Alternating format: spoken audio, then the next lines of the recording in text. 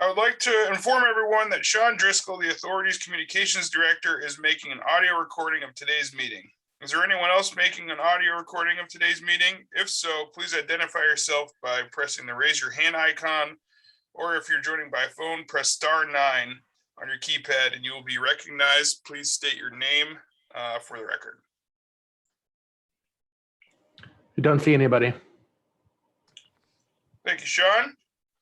All right, statement concerning remote participation pursuant to Section 20 of Chapter 20 of the Acts of 2001, and in line with social distancing guidelines, but followed during the COVID-19 pandemic, all Port Council members are participating remotely in today's meeting because their physical attendances today would be unreasonably difficult. All Port Council members are participating in the meeting by Zoom video conferencing app, and all members will be clearly audible to each other. As a result of today's remote participation, any and all votes will be taken by roll call vote. And go Sox, huh, Nat? Yeah. Unbelievable. And then we trade Gilmore, released Gilmore this morning. I don't get it. Did we? Yeah, it reminds me of Lawyer Malloy. Weird. Yeah. Cold money. Cold money. Of course it is, but It's money, and I no, heard that was that nobody- great. You weren't around, Ed, for 1978, I'm assuming. So I was not. I Did was you see? around. Did you see Bucky Dent was in the he was stands? there. Yeah, yeah. Yeah. Okay, Who was anyways. So who was the pitcher for the Red Sox? Yeah. Oh, I don't know. All of them. Come on. Was it Tion? No, No. Torres. Mike Torres. Mike And then Torres. he went on to pitch for the Yankees. Okay. Okay, so we are in a meeting. Sorry. All right. So Priorities. first item on the agenda, Bob. We have the minutes from the September 16th meeting. I move Second. approval. All right, can I have a roll call vote or any discussion? Roll call vote. Ed, Yes, sorry. sir. Can I just make an addition on page 8 at the top? I'm quoted about the population in Martha's Vineyard growing. I believe what I said was I cited the US Census from 2010 to 2020. So if we could just make that addition to the minutes. Will do. Thank you. All right, so can I have a motion to approve the minutes with John's amendment? So moved. Second. Can I have a roll call vote? Lowell, I. Salito, I. Salito, I. Cahill, aye. Shufeld has to abstain. I wasn't there. Sean, or Terry, do I have to abstain? Yes. I abstain as well. All right. So that was a 4-0-2, correct? Correct. Yes. Yes. Yes, okay. All right. The general manager's report, Bob? First, we'll start off with the business summary for the month of August, and I'll have Mr. Rosem come up and give you the good numbers. Or his numbers, whichever comes first. His numbers this month.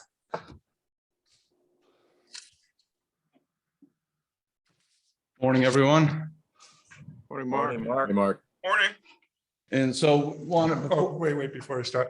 I am remiss. I should point out who's in the room with us. So besides myself and Mark, we have Mark Amundson, Angela Sampson, Angela Campbell, Terrence Keneally, Janice Kenefick, and Bill Cludier. Okay. Morning, everybody. Morning. Okay, so we're going to go over the business summary for the month of August. And as a reminder, during the third week in August, we are impacted by Hurricane Henri, both on the original forecast and the paths where we lost service for an entire Saturday. So as you can see on the Martha's Vineyard route, looking at the passengers, can you minimize the pictures on the side? For the Vineyard route, we're down 77,000 passengers or 19.5% compared to 2019. On the Nantucket route, we're down about 17,000 passengers or 17%. And total passengers for the month were down 94,000 or 19%. Year to date, the Vineyard route is off about 13.5% or just under 235,000 passengers. The Nantucket route's down just under 50,000 passengers or 12.7%. And total passengers year to date are off 13.4% compared to 2020/2019 for a total of just under 285,000. On the budget, we budgeted 90% of the 12 months prior to COVID. So really we're off about 3.4% compared to budget roughly for the quantity. And there we can see a graph of the 2020, 2021, and the budget for the passengers carried. Automobiles carried for the month. We are looking at for Martha's Vineyard route, just under 1,700 passengers were off compared to 2019 or 2.9%. On the Nantucket route, we're up 86 vehicles or 0.8%. In total automobiles for the month, we're off just under 1,600 or 2.3%. Year to date, automobiles on the Vineyard route are up about 3,500 or 1.2%. On the Nantucket route, we're up 4,000 or 9.2%. And total automobiles were up about 7,500 or 2.3% year to date. Here's a graph showing the combined automobiles for both routes. Trucks carried virtually flat for the month of August compared to 2021 compared to 2019. On the Vineyard route, on the Nantucket route, virtually flat. And for total trucks for the month, we're up 7, virtually flat. Year to date on the Vineyard route, we're off 323 trucks or 0.3%. On the Nantucket route, we're off 900 trucks or 2.4%. And total trucks year to date are off about 1,200 or 0.9%.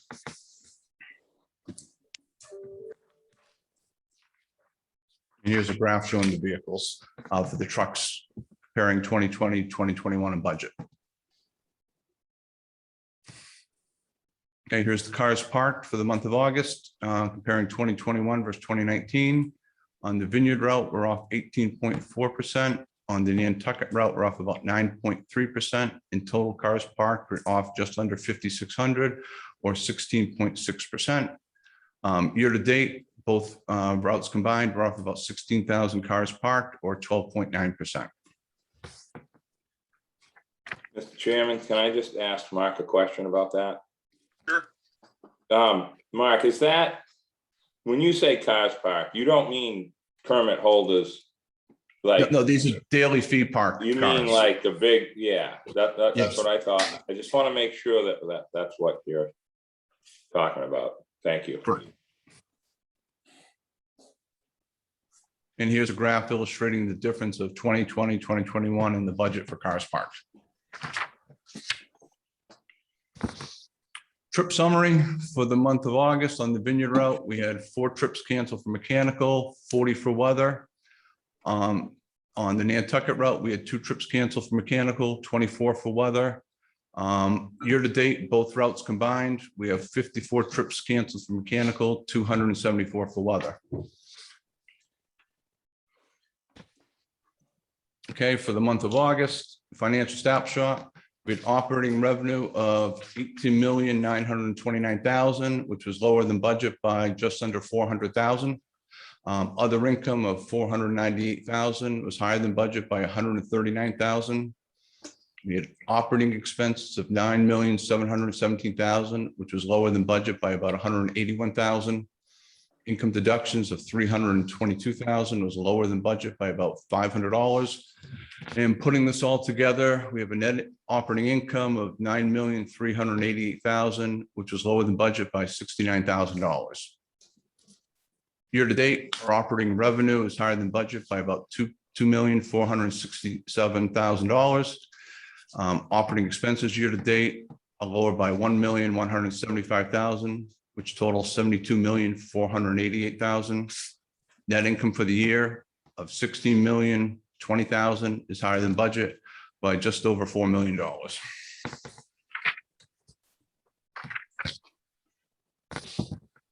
Okay, so is a snapshot of what happened in the month of August on the revenue side. As you can see, the automobiles were down 458,000 and the passengers were down 441,000.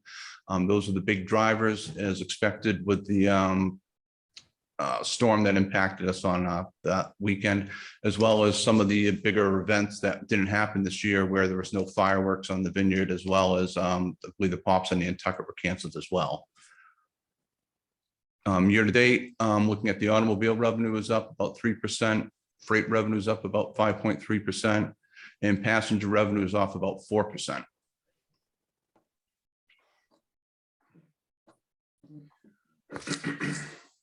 Breakdown of where all the revenue is coming from. Operating expenses for the month of August were down 181,000. Big driver for the vessel operations is fuel. And I believe it was up about 74,000. And then we're looking at some of the traffic expenses, a timing issue on some of the bills coming in on the advertising expenses. Year to date, operating expenses are down about $1 million, and we expect that number to get closer to zero. We have some projects that were postponed from the first and second quarter that we're going to realize in the third and fourth quarter this year.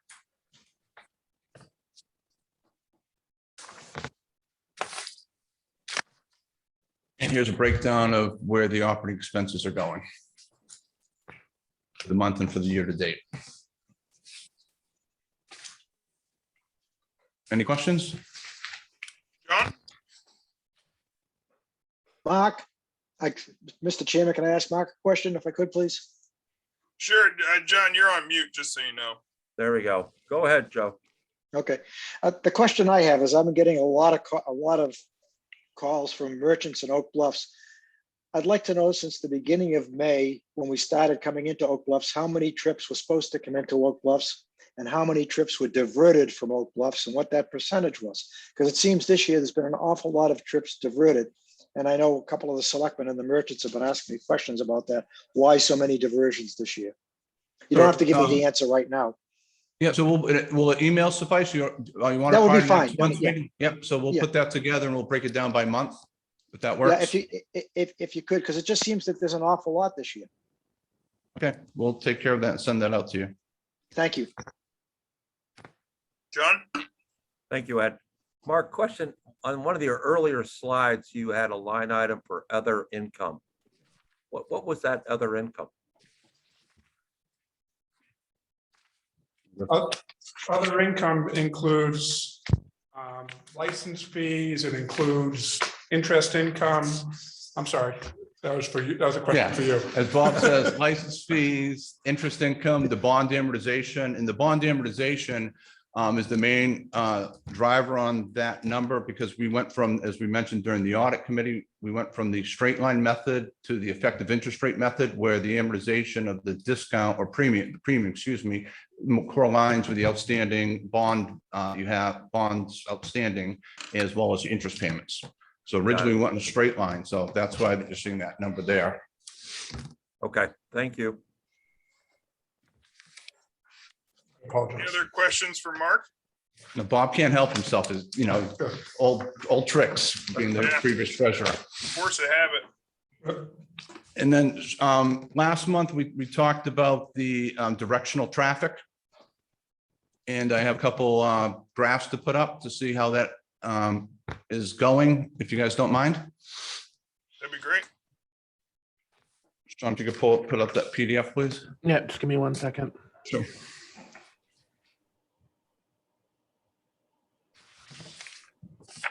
And while he's doing that, at the board meeting, back on the 30th, the traffic report, which we would be putting the under 20-foot trucks, to pick up trucks and the like, in with his passenger automobiles, was acceptable to the board. So we'll be, accounting will be venturing to update that report going forward. Okay, so here we have the net vehicle traffic to Martha's Vineyard, and this includes all vehicles. And net meaning is we're taking what went to the vineyard and then subtracting out what came off the island. So as you can see, and then the abbreviations is like, for instance, the first blue column on the left, J19 is January of 19. So we have this for the calendar years of January 19 through December 2020. So in 2019, we saw cars coming off the island for the first 2 months. And the yellow bar, the blue bars are each month's activity. And the orange line is the aggregate total from starting on January. So we can see we have some cars leaving the island, then we have cars coming to the island May through July. And then we see the cars coming off the island.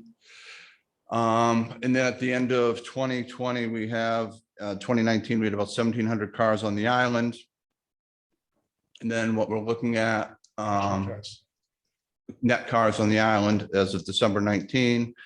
And then we have the same cycle going through in 2020, but we don't see the same amount of exodus coming off the island. So at the end of 2020 in December, we had about 5,300 more cars on the island that were compared to the start of 2019. Wow. That's And interesting. then if we can go to the next chart, Sean. And this is just updated through September of this year. So as you can see a higher high, and a higher low, for each year. So where the base is increasing, causing the other traffic to net value on the island.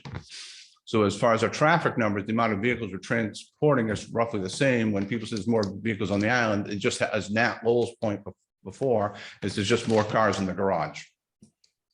Did I say that right, Nat? Stored on the island, registered to the island, paying excise taxes to the general fund.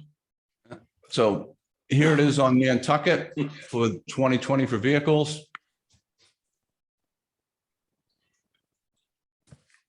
And on Nantucket for December, it was about, of 19, it was about an increase of just over 1,000 cars. And December of 2020 net effect is just under 2,500 vehicles. And here it is through September of this year, where we haven't, don't have the outflow October, November, December yet. But similar pattern to the. Yeah. So for the vineyard, we're looking at, through December of 19, an increase of about 4,000 people net effect to the island. And through December of 2020, it's about 14,500. And here's with through September this year. Then for Nantucket. And then through December of 19, it was an increase of about 2,000. And then total through 2020 December is about 30, just under 3,400.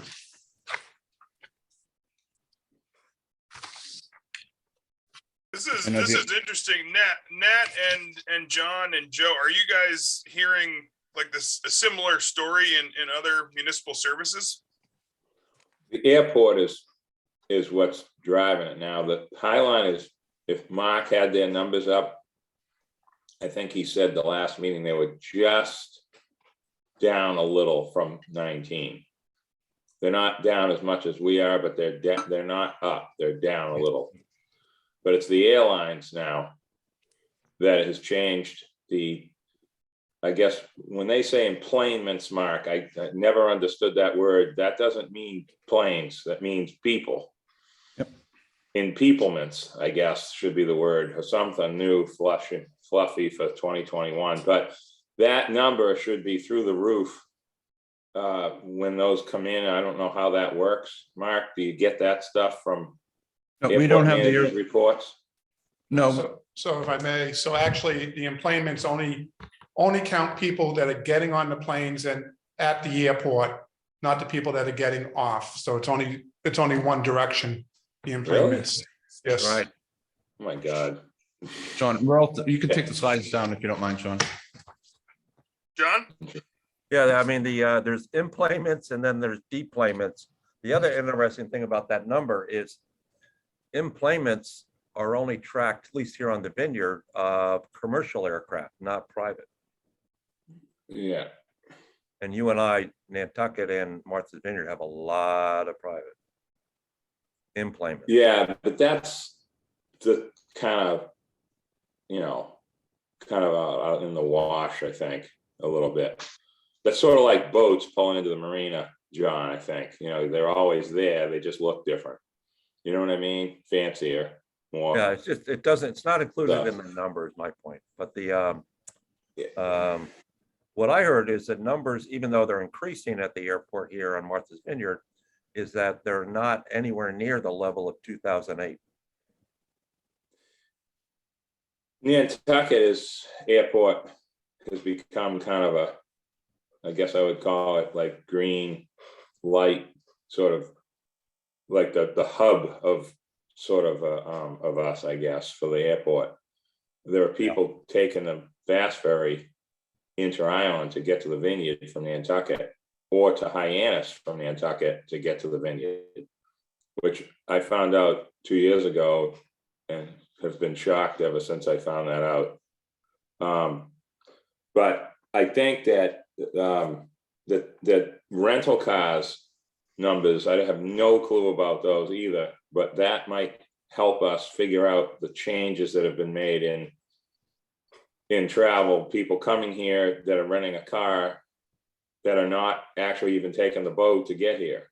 There's quite a bit of new movement that is not related to steamship or Highline, depending on what they're doing. So. Yeah, are you here? You mentioned excise tax. Is there any? Cars Other- register, they register. Yeah. When the people bring their car to in the old days, you'd see Florida license plates and Connecticut, New York in the summertime from these homes that had cars. Now they don't do that anymore. They're all registered here. They're cheap. It's cheaper. Insurance is cheaper. They get the fluffy Nantucket license plate so they can be, compete with their friends. And it pays, it's a significant amount of money that it does go to the general fund, the excise taxes on the vehicles. And they're not crappy vehicles that get left here either. Not like the old days, with Willie's squareback Jeeps and Wagoneers. So times have changed, gentlemen. That's why I always say, be careful what we wish for with trucks versus cars. Cars don't have to come on the boat, but trucks do. So, thank you. So would you like us to add in the passengers for next, now that we're done with the budget, hopefully pending a vote later on, we'll have time to put the private carriers into the passengers. Would you like us to do that for next month, or is this sufficient? No, I'd like to see the private carriers, Mark. Okay, so we'll prepare that for next month. And Mark, you have all that every month Yeah. in the paper report part, not in Yeah. your colorful presentation part, right? Yes. But Also, that's, can you throw? Yeah. Are you gonna be able to throw in C-Streak stuff yeah, so as well? they're, Okay, their reporting is a little different, so it's more labor intensive to back out the directional trips. And our Yeah. main focus is on the budget this month. So next month we'll be able to break that out and have that ready for you. That's okay. Rob? Yeah, I was curious, those numbers are interesting. Do you think these net increases are permanent, or are they still a reflection of COVID, or some combination? I'm going to take the easy answer, combination. So I think we are seeing people there longer, and it'll be interesting this fall as where last year we had that big increase with COVID, where people were staying on the island, didn't have any gatherings for November, December. It'll be interesting to see if we see people leaving Right. later on, where the season, Yeah. Labor Day is now Columbus Day. So see how that plays out. But I think there are more people there, as Mr. Cahill pointed out. And it'll be interesting to see how the traffic patterns play out. We know there are more people here, Mark, because if you go to the Stop and Shop, the shelves are half empty all the time. They just don't, they can't keep up with it. And then the other interesting thing, did a lot of people last year who normally would go to Florida, not go to Florida?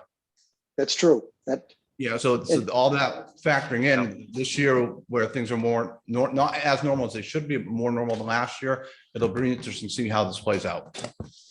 unlike Nantucket, we see more foreign plates, so to speak, from other states than Massachusetts when you're driving around. Well, that's Mark, that's really can I just interesting ask data. you? Can I just ask you a question related to Joe's or John's, I think it was. Is driver services other income? It is, correct? Driver services, no, that's, Is no. it Miscellaneous, considered that's other, or is miscellaneous. that? No, It's miscellaneous, okay, It's Yeah. miscellaneous terminal It's in the revenue. terminal revenue, yeah.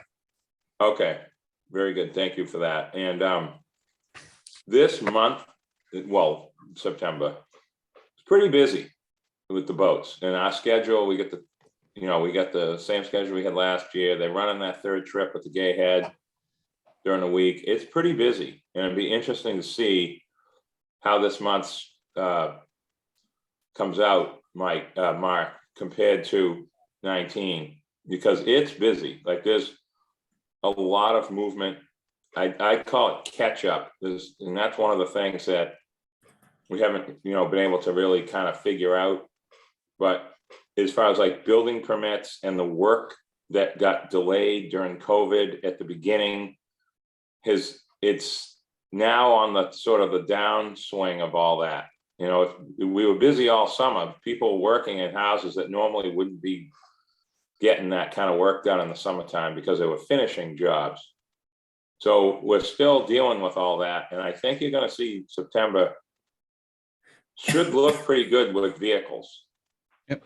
So by the end of the month, I expect them to be up. I saw it drafted them, and by the end of the meeting, I can give a quick synopsis of it real Wow. quickly. Well, that'd be great, Mark. I'm not asking you to do that, obviously, but I just wanted to bring it up. That's all. Yep. Thank you very much. All right, thank you. Thanks, Mark. Thank you, All Mark. right. Thank you, Mark. Next updates. So next we have an update on the terminal reconstruction, and as Bill is coming up to the table here, just give you some quick updates. Since you last met, Cashman has been working on setting up the false work for the South Head Dolphin, although I understand that they've been, not unsurprisingly, hitting some obstructions when they've been doing that. Yep. So it's been the progress of that isn't necessarily as rapid as we were hoping for. The pavers are being installed on the south pier. They're also the glass company has been on site, not only installing the glass but installing the seals on the glass, and they were doing repairs on the north pier where the drainage sealants failed. So as a warranty item, they're working on that. So, but I think Bill has a slide on that. So, and as Sean is getting ready to put this slide up, we've sent out 167 community emails about the progress thus far. Okay, Sean, first picture. Okay, this is our first picture is the crane barge trying to set some of the pin piles for the false work.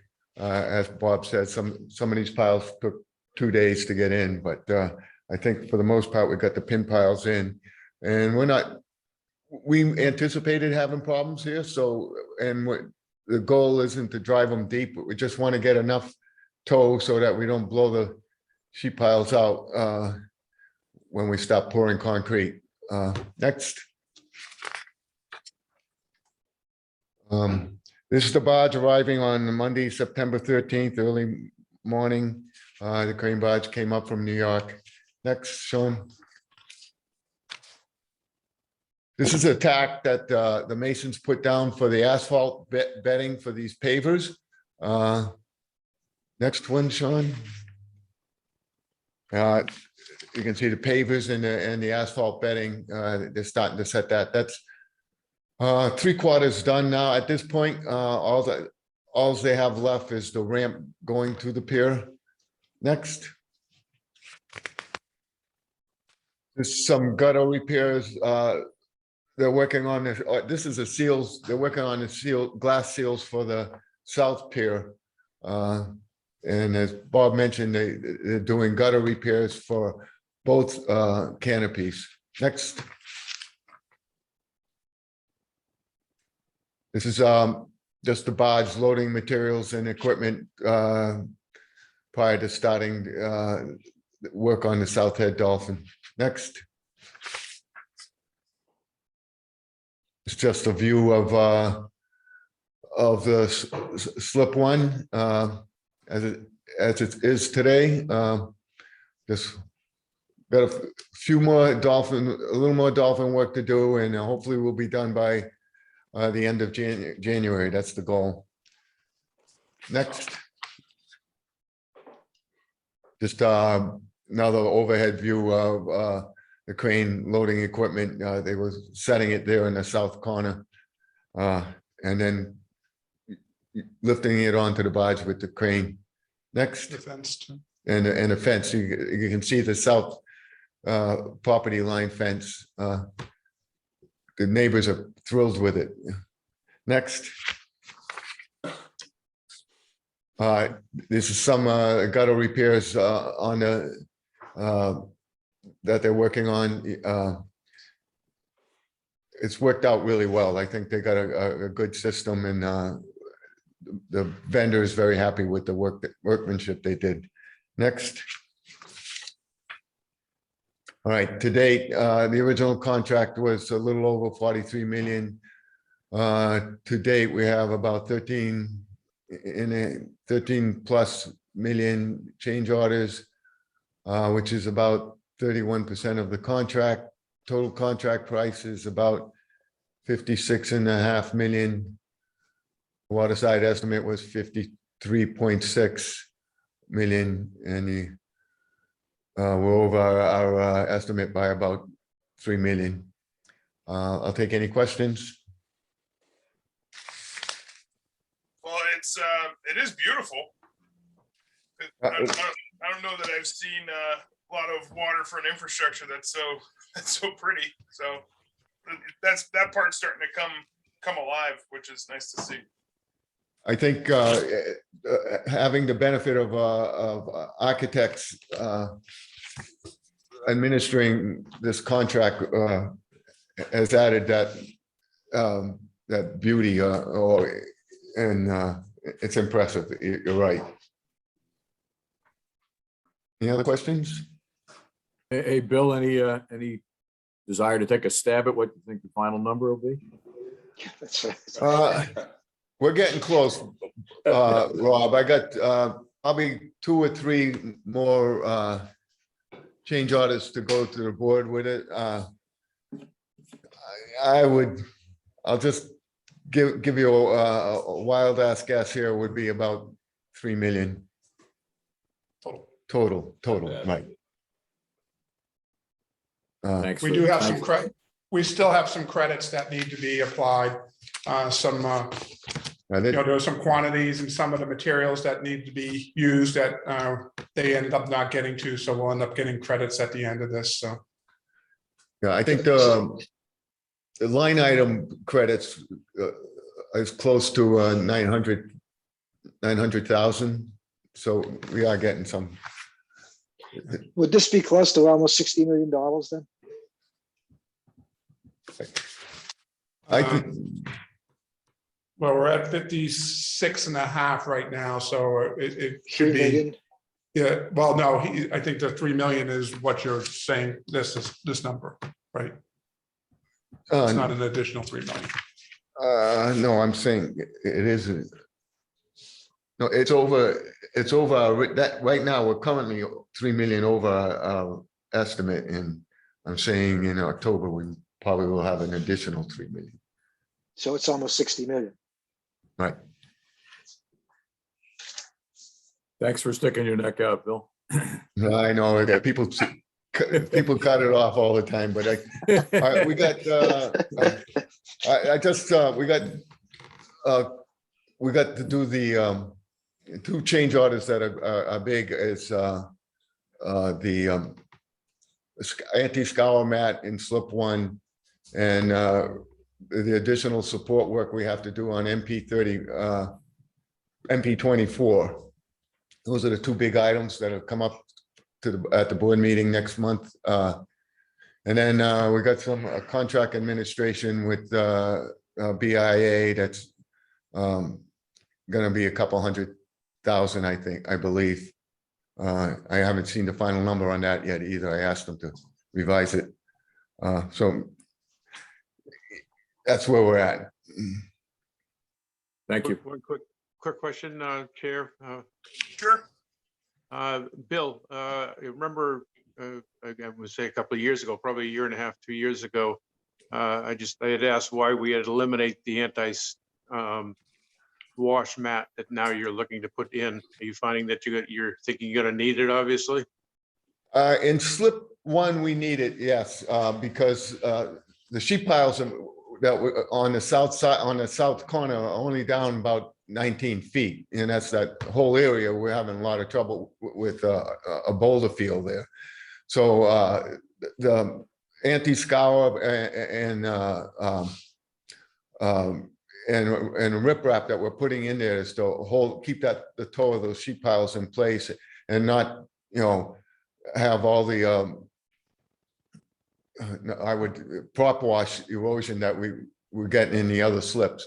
It seems the other slips seem to has the prop wash has settled out about 21, 22 feet.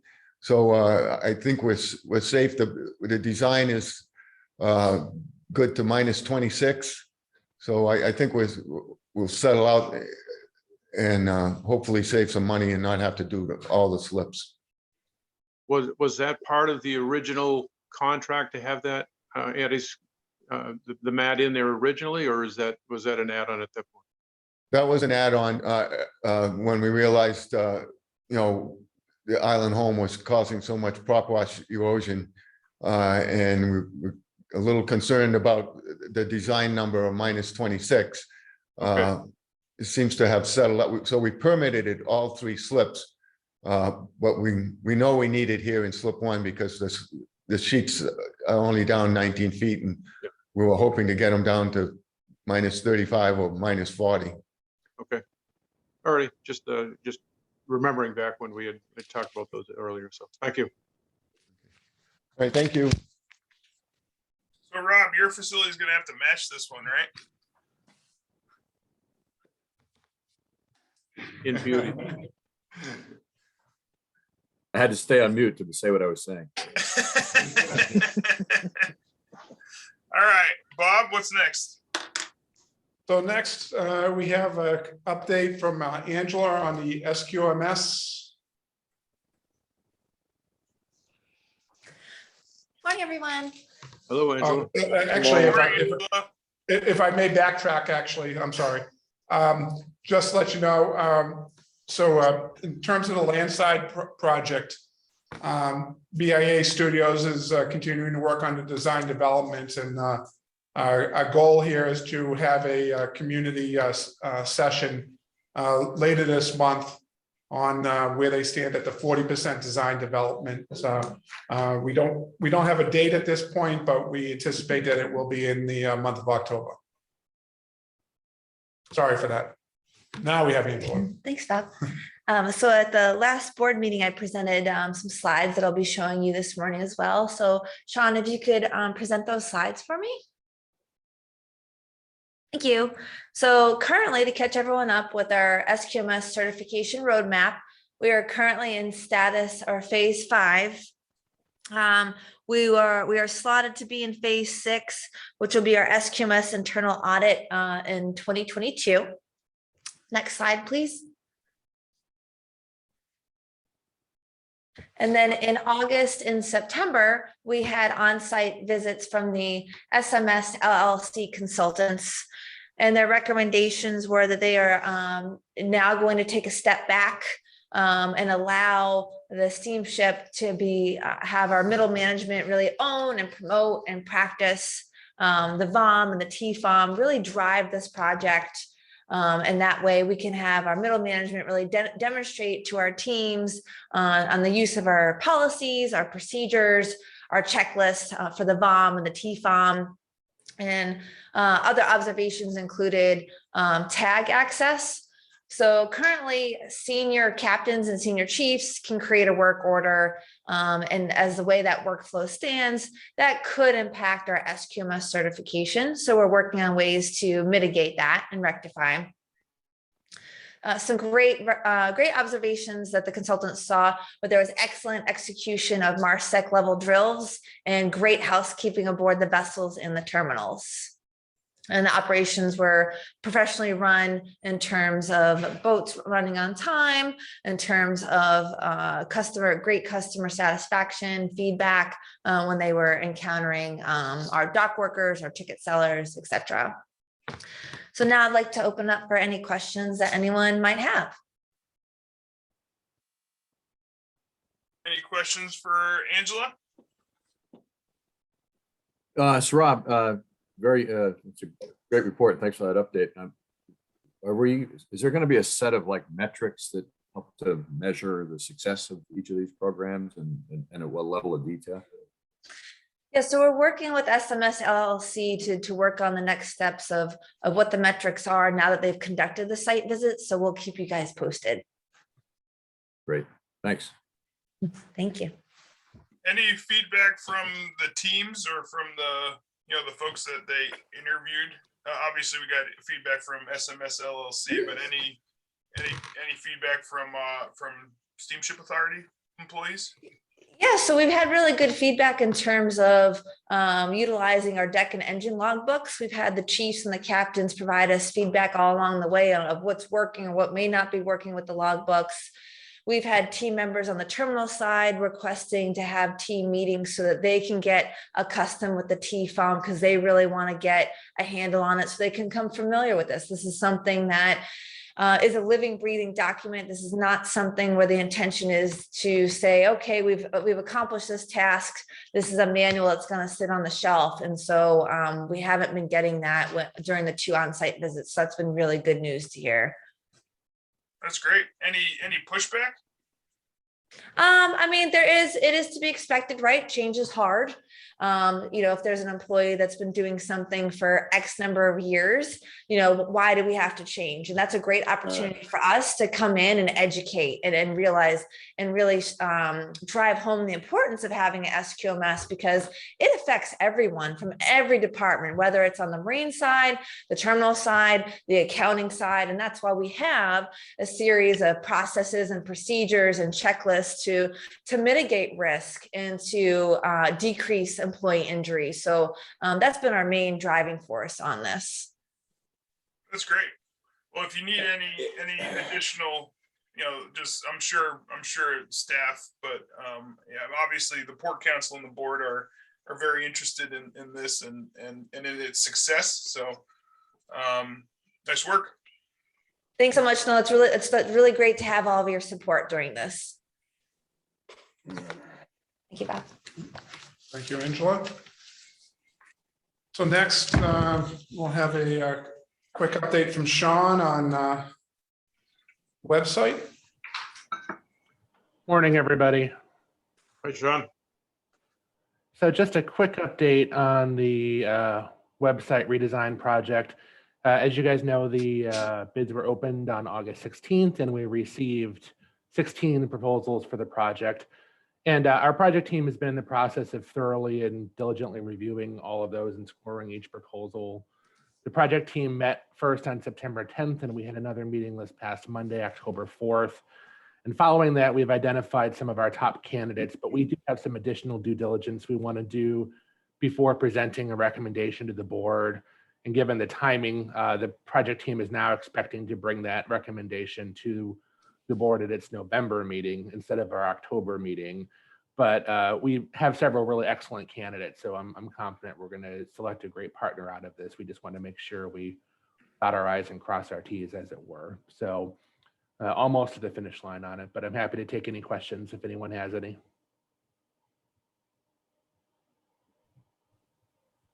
Any questions for Sean? Thanks, Sean. Thank you. Thanks, Sean. All right. Right. So next, we have an update on the Martha's Vineyard, the MV Martha's Vineyard Dry Dock. So Mark will come up and give you some updates there. Good morning, everyone. Good morning, Mark. Morning, Mark. So we have the Martha's Vineyard is in dry dock at Thames Shipyard in New London. We're pretty much coming out of probably the rebuilding part of it, final paint applications, et cetera. Next slide, please.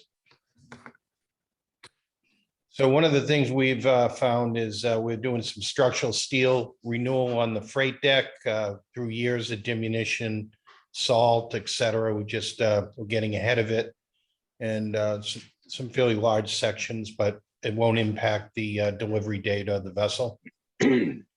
Next. Just some of the steel plate that we've installed, as you can see. Next slide. This is part of the final piece of the bow thruster nozzle. This is an omnidirectional thruster, and that rotates to put the thrust in direction of where you want the vessel to move. Next slide.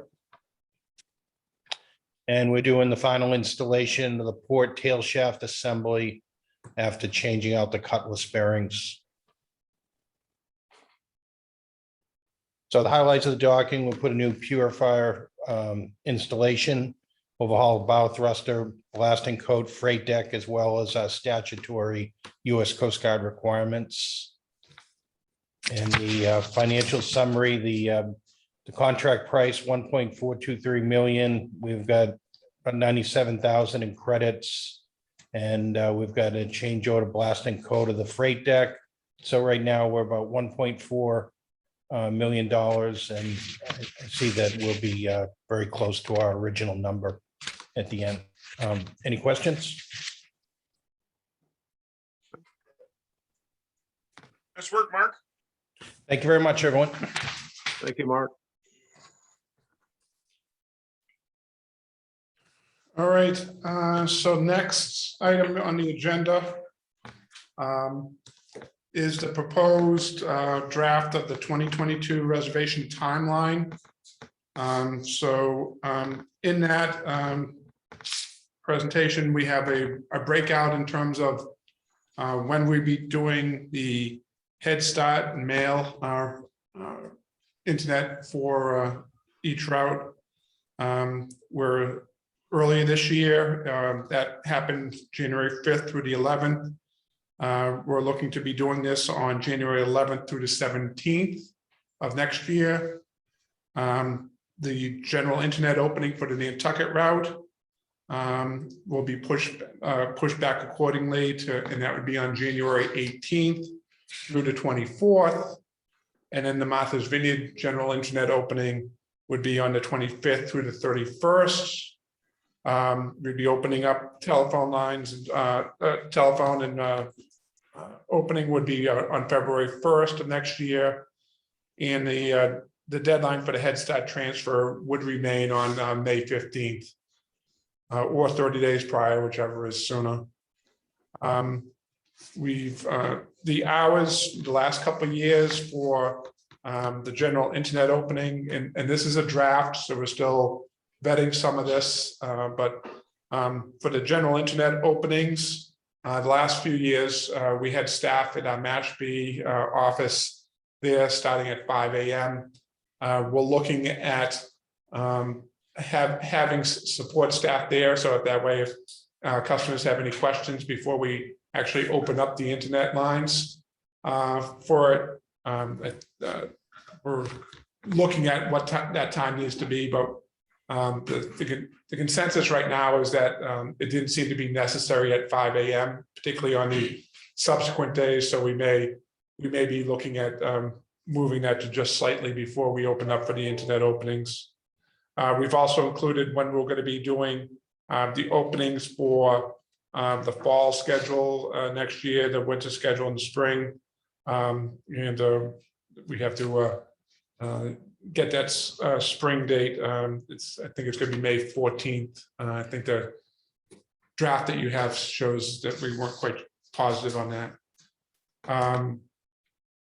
The Head Start program would be is in place, and we're looking to continue that for 5 reservations, 3 of which can be transferable. The qualifications for Head Start is most all I don't know who we have listening, but those profiles are good for 2 years. So in this case, individuals whose profile ends in an odd number needs to update their profiles with the information for them to be valid for next year. So we're working on that, and that's one of the reasons why we're bringing this now in October, so that way we're able to get the word out to our customers ahead of time, so they have more time to be able to get their profiles updated, so that way we're all set there. Just so in terms of it, the Islander Preferred program, we have about 13,800 of our profiles are flagged for the Islander Preferred program. 66% of those are from the Vineyard, 32% from the Nantucket. The Preferred program, we have just shy of 2,200 of our customers have profiled us for the Preferred program. I think ordinarily we'd be also doing the reservation only days. We want to see how that's going here in the fall on the Vineyard route. So any feedback from Joe and John is much appreciated in that regard, or from Rob for that matter, on how the traffic is in Woods Hole.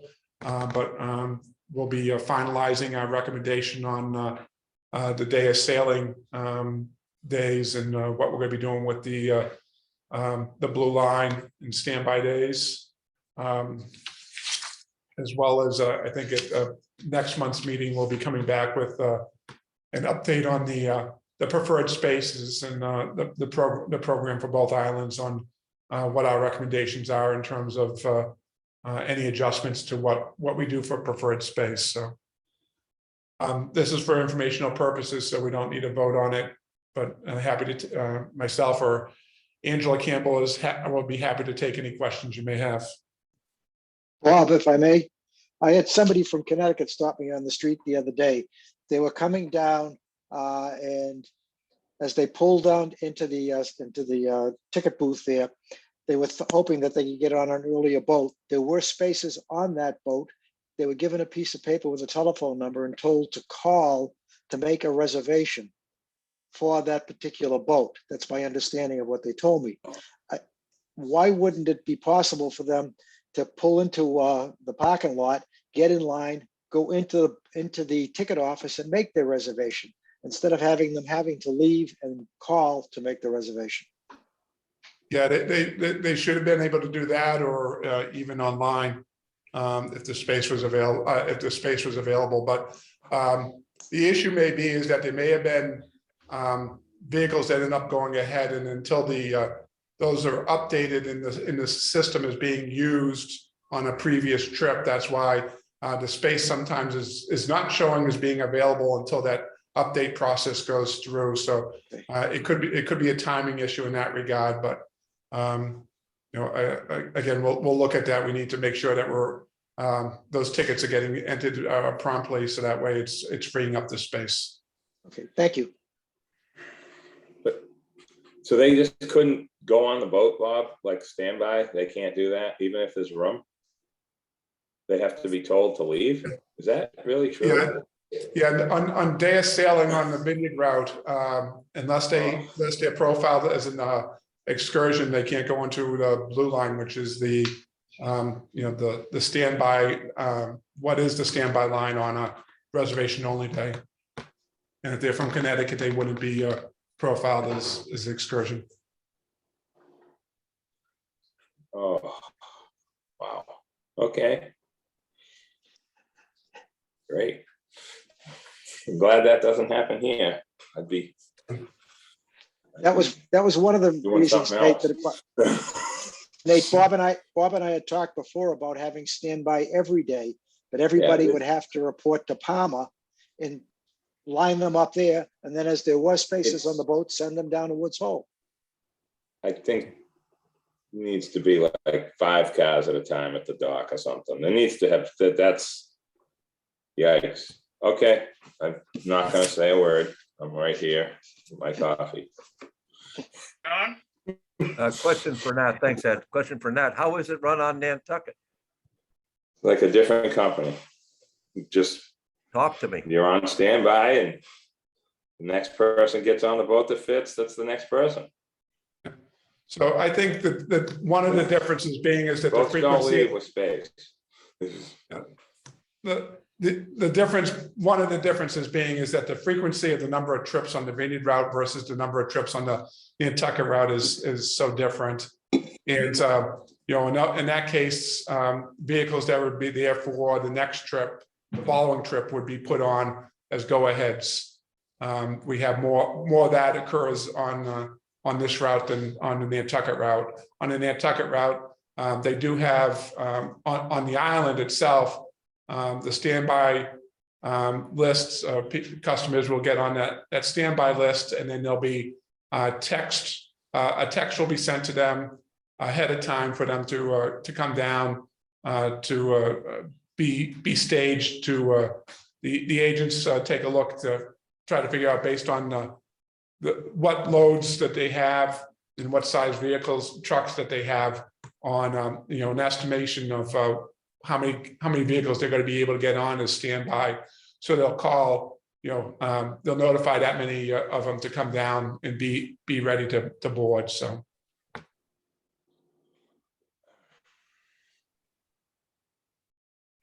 All right. Any other questions? This is informational, right, Bob? Correct. All right, on to the budget. Actually, real quick, Bob and everybody, I just wanted to let you know I got a message from Rich Salzberg of the Martha's Vineyard Times informing me he's recording the meeting. So I just wanted to state that for the record. Thanks, Sean. No pressure, Mark. Now you're being recorded. Okay.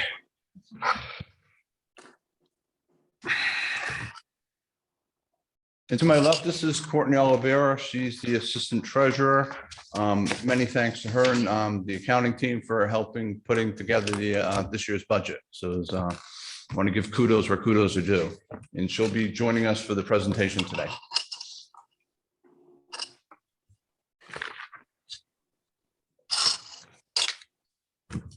Okay, so we're going to go over the 2022 proposed budget. And since the last meeting we had, not much has changed. I think we made one minor adjustment of about $2,900 on the expense side. So the baseline for the revenues for this year's budget is going to be the 12 months ending August 31st, 2021. So it's September 30th, 2020 through August 31st, 2021. With some adjustments, which we'll go over later to some of the current traffic patterns. Cutting to the chase is that we are not recommending any rate adjustments for the 2022 budget. Okay, so the projected bottom line, we have operating revenues of $123,699,000. Operating expenses of $119,653,000. Other income, which we went over what was in the other income earlier during the business summary of $8.6 million. Other expenses of about $3.5 million, which brings us to estimated income from operations of about $9.1 million for the 2022 budget.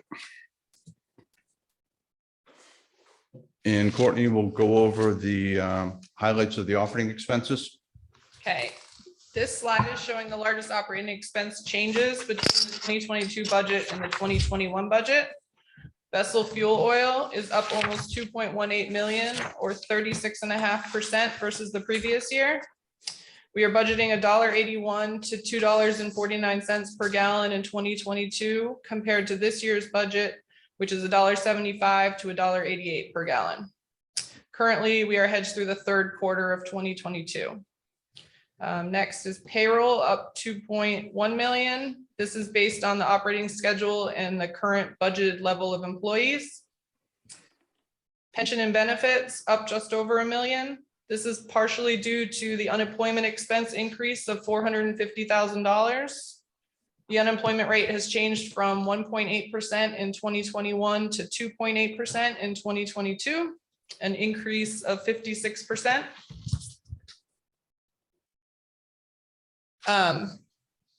Maintenance expense is up $620,000. We have details about that on the next slide.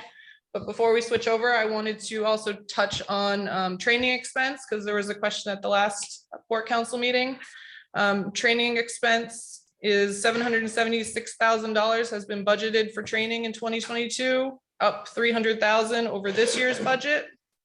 Training next year will include SQMS training, bridge resource training, STCW, and oil response training, to name a few. Next slide.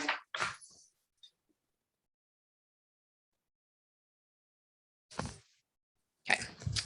These two categories are the main drivers of the maintenance expense increase. We will be dry docking 5 vessels next year for a total of just over 5 million, a cost increase of 258,000 over last year. The MV Eagle is budgeted at 1.3 million. The MV Island Home is budgeted at 1.1 million. The MV INO 650,000. MV Katama 825,000, and the MV Nantucket is budgeted just over $1 million.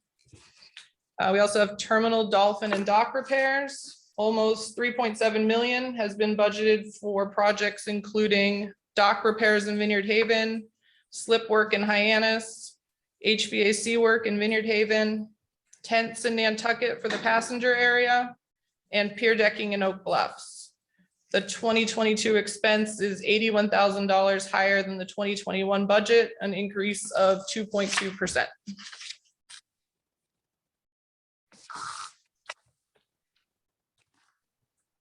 Thank you, Courtney.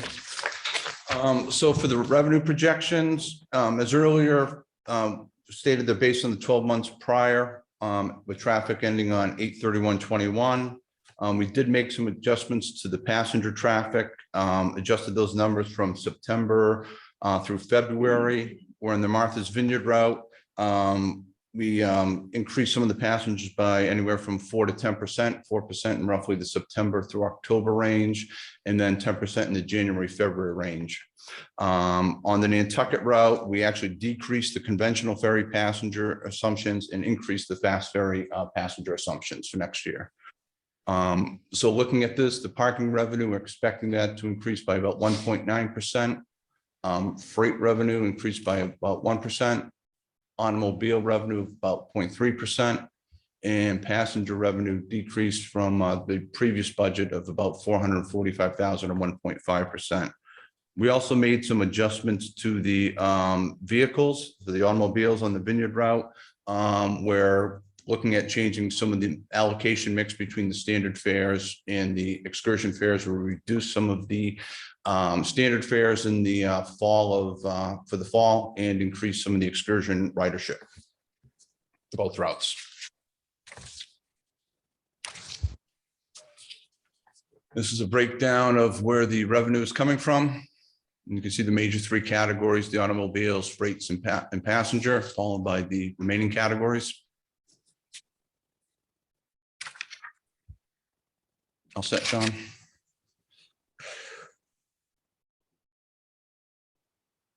And again, as previously shown, that this is showing where we operate at a deficit for the months of January through April, and again, October through December. And we operate at income for the months of May through September. So we accumulated a deficit of about just over $12 million in the first 4 months. Then through September, we expect to have a net income of about 17.5 million. And then we'll knock that number down to about 9.1 million at the end of the year if everything goes according to budget. A couple of the things that we are doing this year and affects next year's budget, we are accelerating a few expenses, such as some engine parts, some of the decking for the Oak Bluffs terminal. Two things is one is that for the expenses, but also two for the supply chain that we're seeing some delays on to get these parts in inventory so it doesn't affect any of our maintenance projects as well. And with that, Courtney, myself, or Bob would be happy to answer any questions you may have. Mark, we had a public meeting on this, right? Yes, and we had a public meeting. I think there was 2 members from the public who attended outside of board members, and we received 0 questions or feedback during that meeting.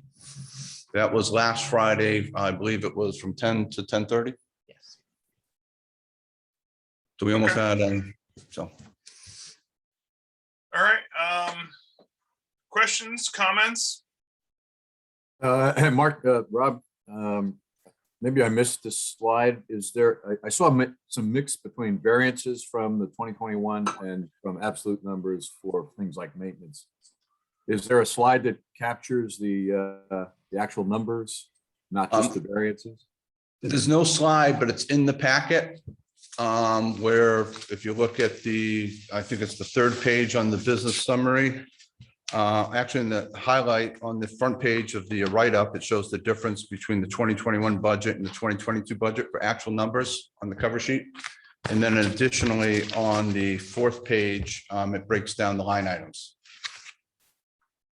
Okay, all right, now I see what you're talking about. Yep, thank you. I guess I probably can figure this out now that I know where to find those numbers, but the $2 million increase in the payroll what percentage of the payroll is that? That's 5.2, and that's a combination of contracts as well as, for instance, we're running additional service in the shoulder seasons. And the budget, as far as level of employees goes, is not changing materially. I believe, off the top of my head, maybe one newest position.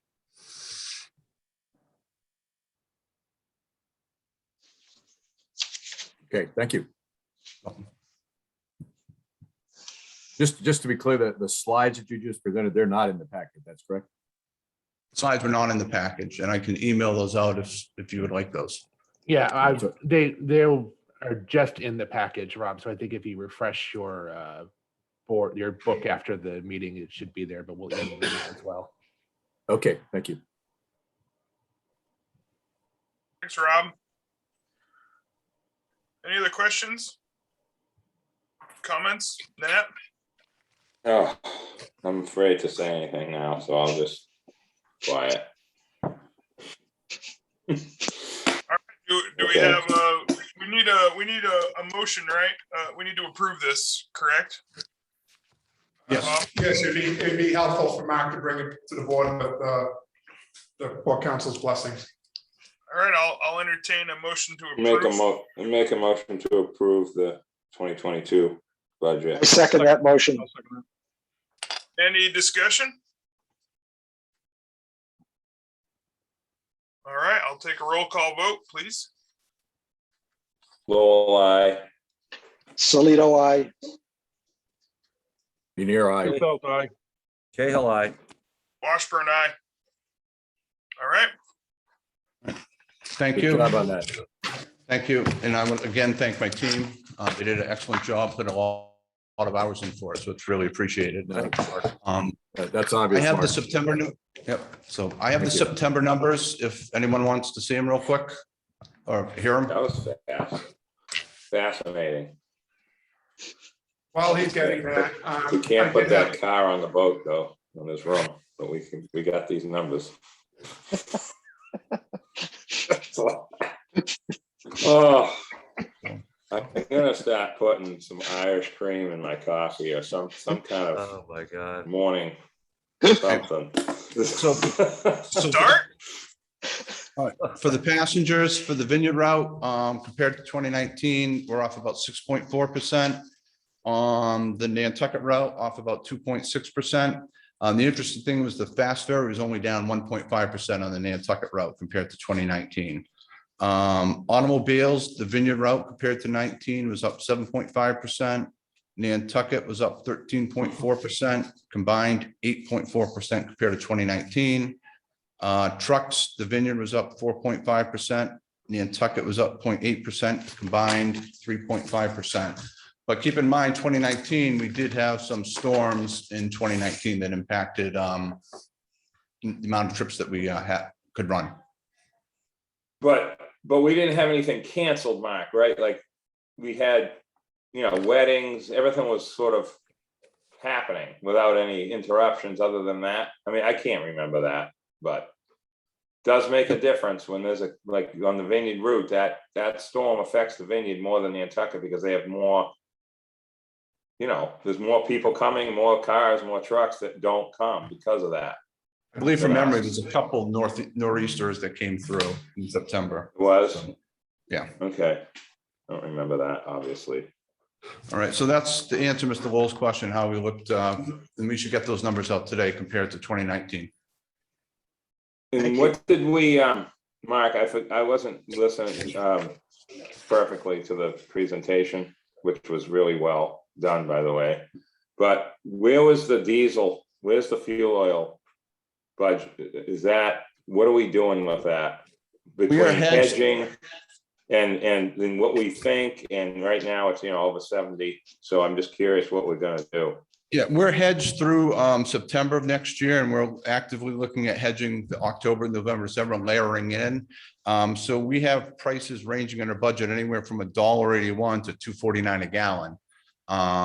So there's a wide range as the fuel has been pretty volatile. So talking with our person who, our consultant on this, with the hedging and stuff, and they're looking at with going through Reuters in around $72 a barrel for next year. And we're a little bit above that right now. So we're looking, I think the market's down actually $1 today. So we saw the increase in price just recently.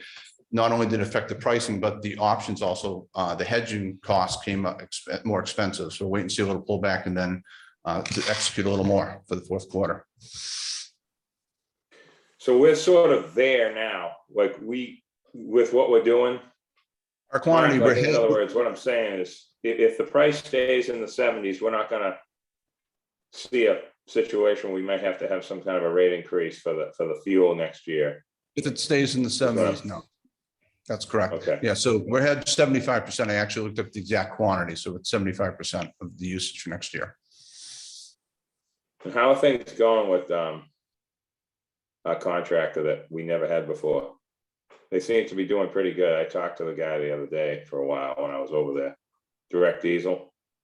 Yeah, I wouldn't be able to answer that question. Sorry, Nat. Okay. All right. Thank you. All right, thank you. So I would have one house cleaning item to bring to the Port Council's attention. So last week, the board approved the summer and fall schedules for the Vineyard route, and when we were going back to have a complete list of the operating schedules, we realized that the January 5th through March 29th schedule that was presented and approved back in June. We had the Island Home and the Nantucket running depending upon their repair schedules.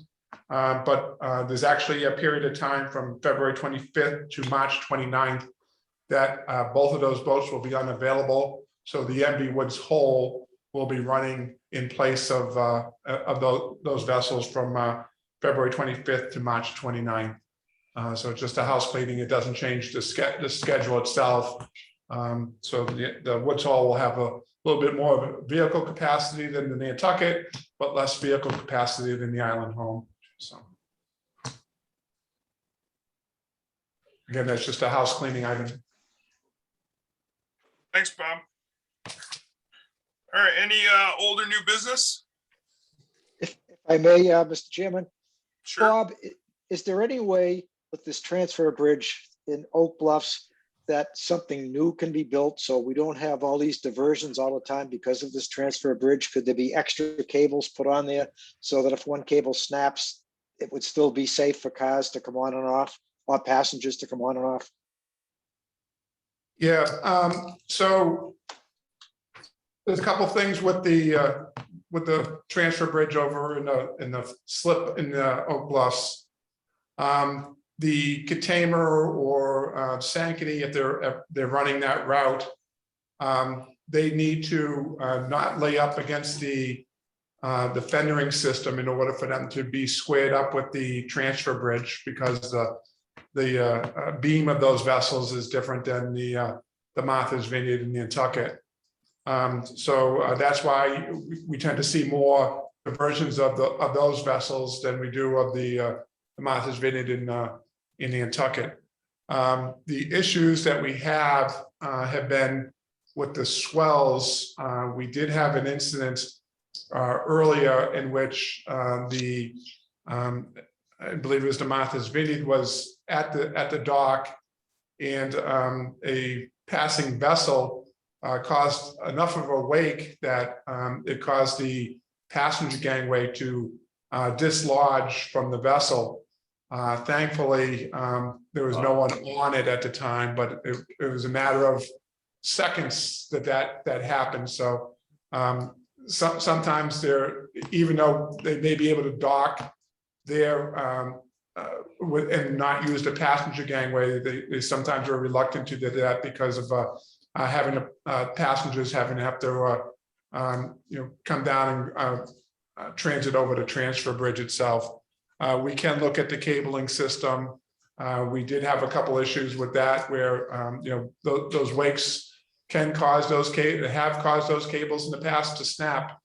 And obviously that's a situation that we want to minimize that occurring. So, but we'll continue to look at that and see what we can do to try to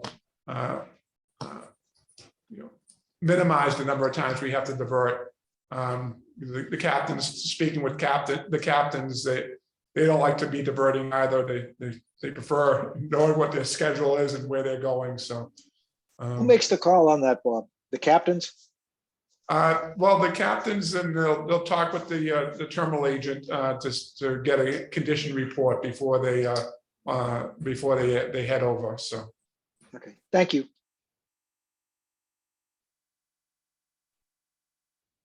John? Thanks, Ed. Question for Bob. Bob, I think it was back in May or June, we talked about some maintenance to be done in Vineyard Haven. Do you know, is there a schedule for that work? Yeah, we're putting together a package for that work. We're going to have to, there's going to be some initial work that will be done in terms of shoring up some of the more critical areas. We're looking at now more of a rehabilitation program for the transfer bridges and the gallows over there. When we start looking at what the numbers for that might be, it may be more beneficial in the long run for us just to replace those with new ones. Those are they're now 30 plus years old. So we're looking at that, or to see whether we can whether they can, what rehabilitation they would need. So I think part of the budget includes something for next fall, a year from now. Fourth quarter of 2022. There's some budget items in there for some of the work that's going to be needed to be done there. It's going to take a couple off seasons for us to get all this work done now. All right, thank you. All right, any other comments? And if I may, this is that work is kind of similar to what we anticipate trying to do over at the Nantucket terminal as well. That in that case, those transfer bridges are a good 40 years old, and they're showing their wear and tear. And we're looking at what we need to do to rehabilitate those, working with the Nantucket planning to get that on the transportation improvement plan, so we can get, use some funding that we have available for that project, so. Thank you, Thanks, Bob. Bob. Thanks, Bob. All right, I have one announcement. So just letting folks know that I'm going to be resigning from the Port Council at the end of the year. Yeah, I'll be working with the mayor on my replacement. So I will continue on through the end of the year and continue my as the chairman through there. But it'll be a decade that I've been on this august board. And I learned quite a bit from the other Port Council members, Nat, especially Rob, Eric, but also just in the last year, John and Joe. It's been a lot of fun to get to know you guys. And just working with Bob and Wayne before him and the staff, it's been a lot of fun. I personally learned quite a bit. I think I've grown as a human being just being part of this Port Council, and I also hopefully I contributed and made things better for here in New Bedford and for the authority itself. So just want to let you guys know, and I'll be working with the mayor on the Port Council replacement. So hopefully we can have a smooth transition, and there'll be a New Bedford member here in January. Ed, it's been great, even though you're not gone yet, but I think you were like 28 years old, as I recall. I remember making a wisecrack about that back in the day. Was it 28 or 29? No, so when I started, I was 26. 6. Oh, I must have said something. I wanted you to think that I was 29, Nat. I knew you were in your 20s, but that's amazing. Okay. You've gotten so old, Ed. I know. Wise beyond my years, except people don't think I'm as young as I have to deal with that. Everyone's like, what? You're only 36? Yeah. I gotta figure that out. Well, I wish you good luck.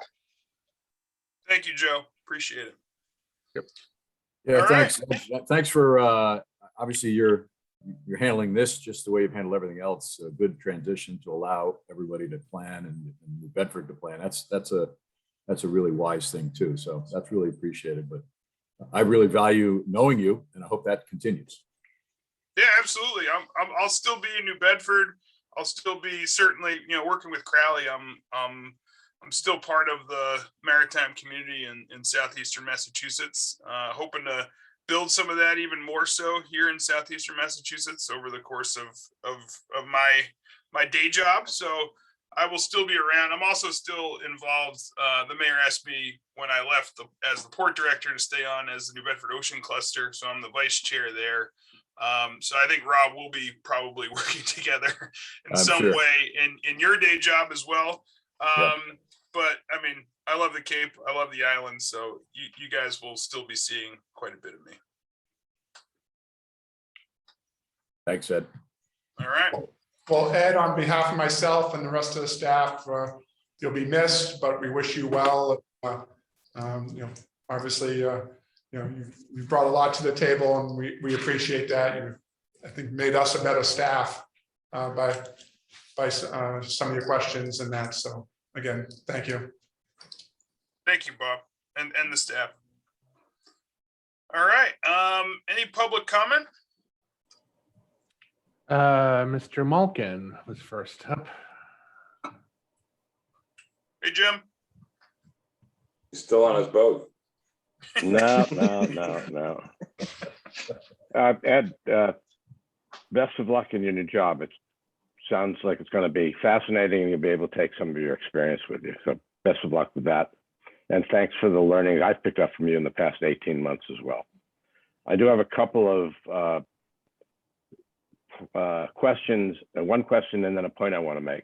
The question I would raise with Bob and Sean particularly as we talked about looking at preferred spaces, the blue line and so on for the vineyard, and evaluating what we're going to do next year, I think it's really, really important that we work on our communications to the vineyard people who have preferred or excursion status in terms of what does preferred space mean? What does excursion mean? How does medical passage work? What is the blue line and how does that work? What happens on reservation only days?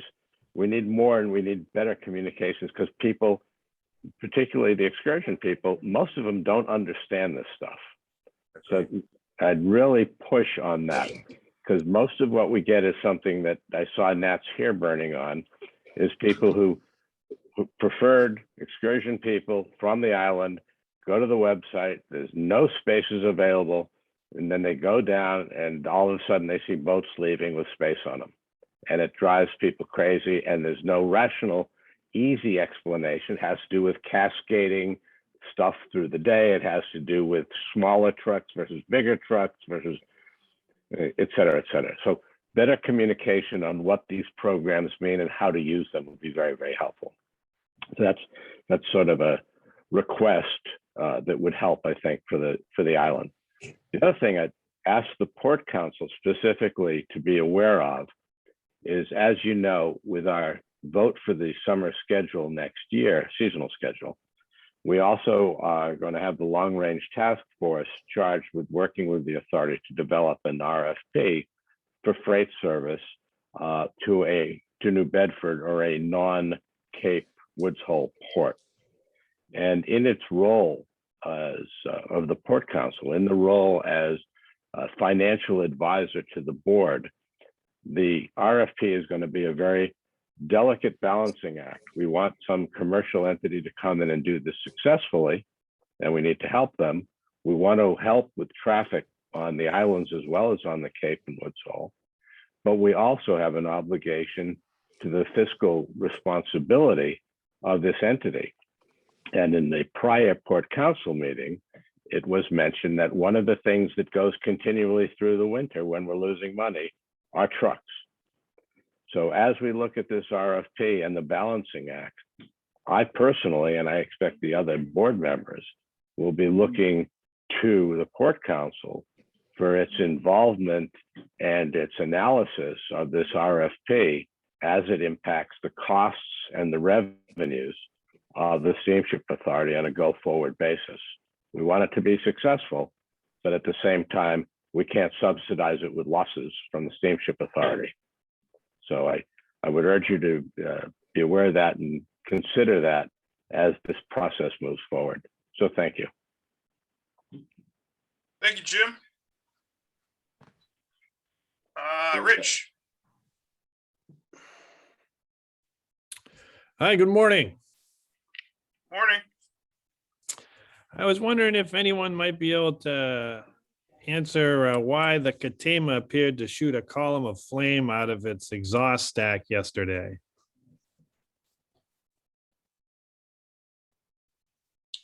Thank you for the question, Rich. We have Mark coming. Morning, everyone. In response to that, Rich, it's not uncommon to get sparks coming up, emanating from the exhaust. In particular, I understand that there's been a report. I haven't seen any visual. We have gone out to the vessel's chief engineer. We've gone through all the exhaust temperatures on that particular stack, and everything is normal. So I can't comment on anything further than that at this moment. Understood. Yeah, there's a video on Islanders Talk. That's where I saw it, and there were sparks, but there was also a clear flame coming out.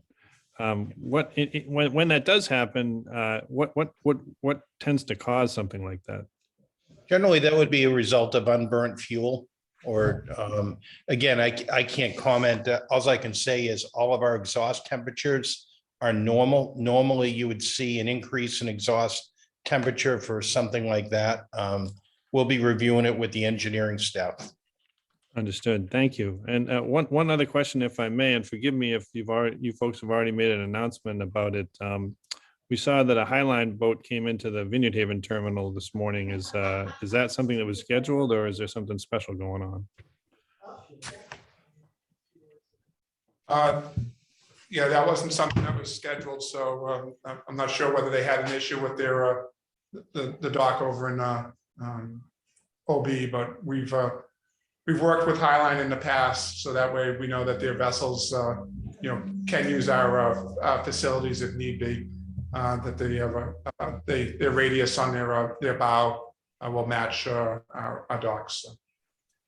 Okay, fair enough. Thank you.